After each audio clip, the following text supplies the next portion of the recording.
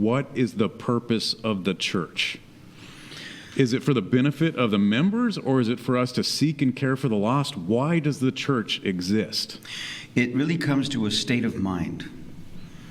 As a person thinks, so are they, says the scriptures. Mm-hmm. And if we go back to the King James Version, as a man thinketh, so is he. If our attitude is, I need to just take care of my own, then that's a lot of what we're seeing today. Regrettably, people who just take care of themselves and their friends, and the others are the opponents in the sanctuary, and we're going to finish them off and take over the deaconships. The idea is the purpose, the calling, the mission of the church is souls. Yeah. But the way to win a soul is not through technique, methodology. If they answer this way, we'll give them this verse. If they answer that way, give them that verse. No, to bring in a soul means you have learned to love people. People respond to being loved. They respond to being accepted. They respond to personhood. If our attitude can be that everyone outside, everyone inside are my brother and sister, that attitude alone makes souls the true reason for living. I was an evangelist as a pastor in my district in the 70s and 80s, and I remember we would baptize an average of 65 people per year, which I understand is a pretty good ecclesiastical year. Great. That was my average. There were times that we baptized 120, 104, this kind of thing.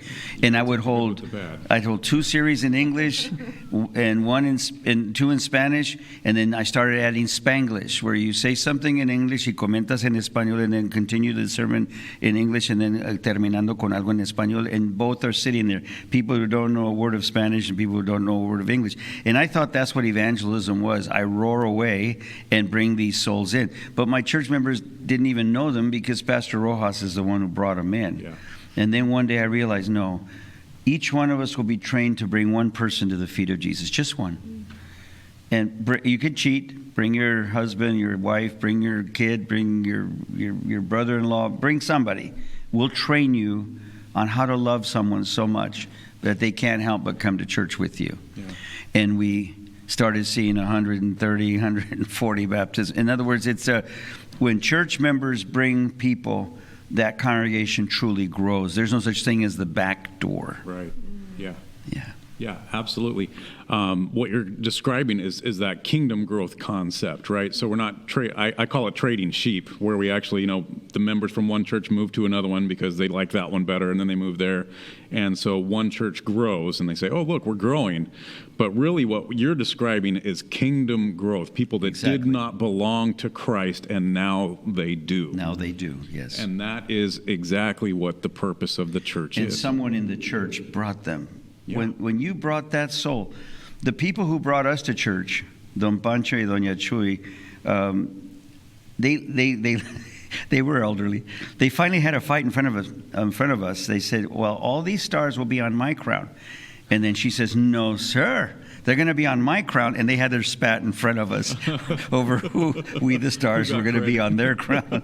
And I just said, I think you'll both have 7 stars equally. Oh, thank you, mijo. And then that settled it. In other words, the idea is that we were brought in by people. And people brought us food. Then they invited us to evangelistic series. People of the food, yes, we'll go to the evangelistic series. Those are good people. Yeah. See, there's a relationship. We have proof that they love us. They treated us with kindness, and now we're going to go to the evangelistic meetings and be persuaded of truth. But because of their representatives who love us, truth made sense. It was logical to be baptized. We were shepherded. The kingdom of heaven is God's people here on earth, Jesus said. And the kingdom in heaven is going to be when he comes in the clouds of glory. Amen. I look forward to that transition. Yeah. Mm-hmm.